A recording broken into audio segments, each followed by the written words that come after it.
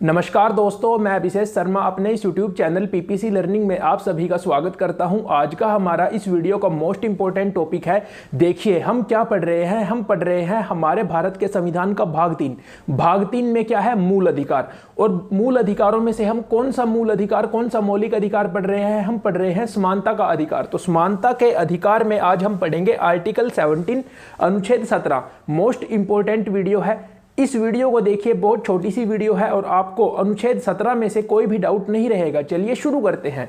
Article 17, अस्पृश्यता को समाप्त करना और किसी भी रूप में इसके अभ्यास को मना करना। तो सबसे पहले अस्पृश्यता, इस शब्द से आप क्या समझते हैं? अस्पृश्यता, अस्पृश्यता को ही छुआछूत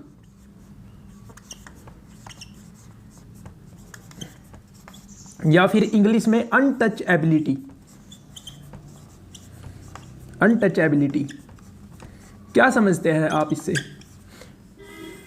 तो इसको समझने के लिए हमें अपने इतिहास में जाना पड़ेगा। तो बहुत से लोग आज के समय में क्या कहते हैं कि प्राचीन समय में सब कुछ सही था। वो कहते हैं कि काश प्राचीन समय, प्राचीन काल फिर से लौट आए और उसकी सभी की सभी बातें अब भी आ जाए। इस वर्तमान समय में भी हम पिछली जो अपना पास्ट है, जो अपना इतिहास है, उसकी सारी की सारी बातों को यहाँ पे लागू करें।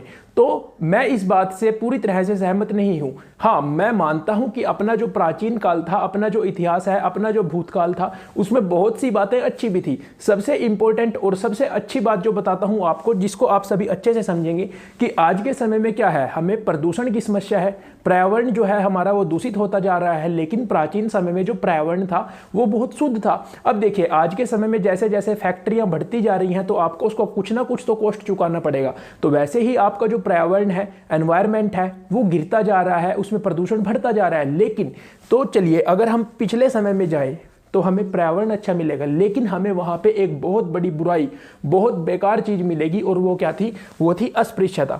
देखिए इसमें क्या है, अगर आप में से लोगों ने इतिहास पढ़ा है तो प्राचीन समय में क्या था, 4 वर्ण होते थे। 4 वर्ण, 4 वर्ण कौन कौन से थे? ब्राह्मण, क्षत्रिय, वैश्य और शूद्र। ठीक है, ये 4 वर्ण थे।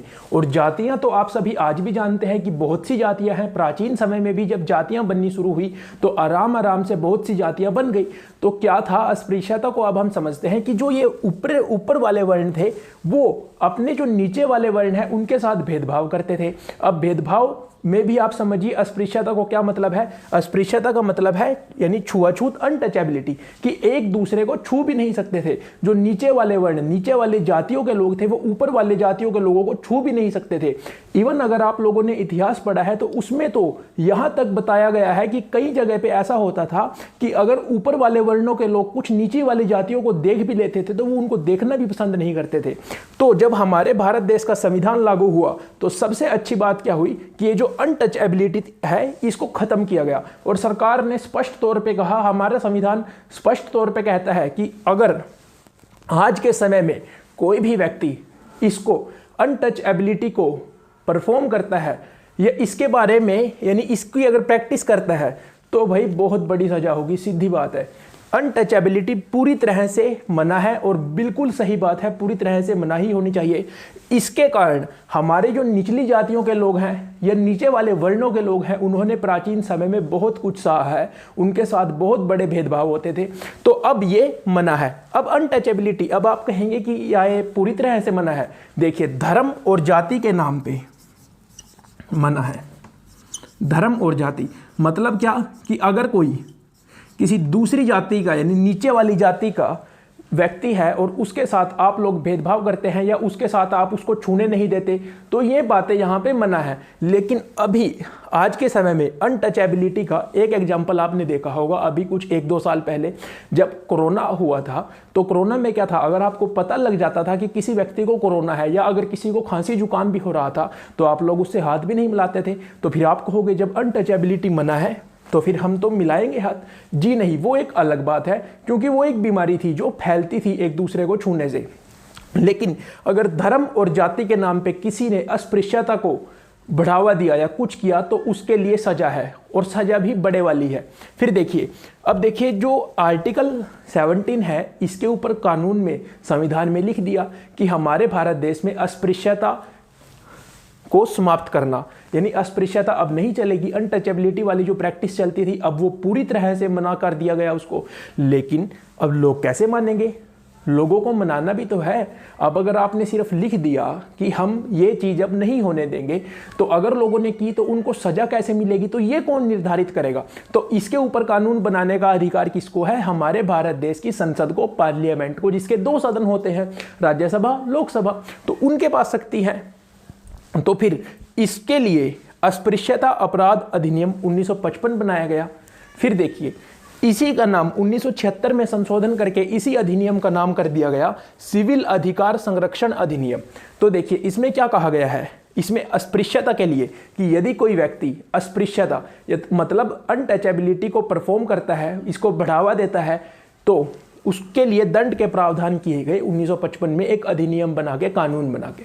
तो देखिए, सार्वजनिक पूजा स्थल में प्रवेश से रोकना, कि अगर आज के समय में कोई व्यक्ति, जैसे कोई ऊंचे वर्ण का है, ऊंची जाति का है, और वो नीचे वाली जाति के लोगों को मंदिर में, जैसे आप एग्जाम्पल समझ लीजिए, सार्वजनिक पूजा स्थल मान लीजिए मंदिर में जाने से अगर रोकता है कि आप नीचे वाली जाति के हो तो आपको सजा होगी। आप ऐसा नहीं कर सकते, क्योंकि हमारे भारत के संविधान में डायरेक्ट तौर पे आर्टिकल है कि अनटचेबिलिटी, छुआछूत अब हमारे भारत देश में नहीं चलेगी।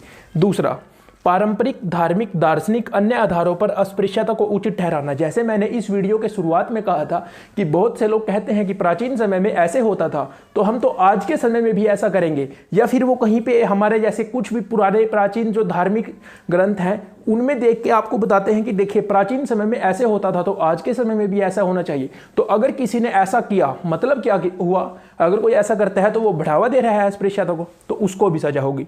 दुकान, होटल, सार्वजनिक मनोरंजन के स्थानों में प्रवेश से इनकार, कि देखिए अब अगर आप जाति के आधार पे, अब मान लीजिए कोई नीची जाति का व्यक्ति किसी की दुकान में जाता है, होटल में जाता है, रेस्टोरेंट में जाता है, या फिर कहीं भी कोई भी जैसे सिनेमा घर में जाता है, तो अगर आपने उससे पूछा कि आपकी जाति क्या है, आपका धर्म क्या है, और उस आधार पे आपने उसको रोक दिया, धर्म या जाति के आधार पे अगर आपने किसी को वहां पे प्रवेश नहीं दिया तो भी आपको सजा होगी। ये भी अनटचेबिलिटी की प्रैक्टिस ही मानी जाएगी, अस्पृश्यता की प्रैक्टिस ही मानी जाएगी। फिर देखिए, अनुसूचित जाति के व्यक्ति को अपमानित करना, ये बात तो आप सभी अच्छे से जानते होंगे, समझ गए होंगे कि यदि आपने किसी को जाति सूचक शब्द कहा, अनुसूचित जाति के किसी भी व्यक्ति को अपमानित किया, उसको गलत बोला, तो भी आपको सजा होगी। प्रत्यक्ष या अप्रत्यक्ष रूप से अस्पृश्यता का प्रचार, ये बात आप अच्छे से समझ गए होंगे कि अगर आप अस्पृश्यता का प्रचार करेंगे मतलब लोगों को कहेंगे कि ये काम कीजिए, आप ये जो नीची जाति के लोग हैं इनके साथ मत बोलिए, इनके साथ हाथ मत मिलाइए। तो अगर आपने प्रत्यक्ष या अप्रत्यक्ष तौर पे किसी भी ऐसे तरीके से इसका प्रचार किया अस्पृश्यता का कि ये सही है, तो भी आपको सजा होगी। तो आप समझ गए होंगे हमारे भारत के संविधान का जो आर्टिकल 17 है, बहुत अच्छी बात है इसमें कही गई है कि अस्पृश्यता अब पूरी तरह से हमारे भारत देश में बंद है।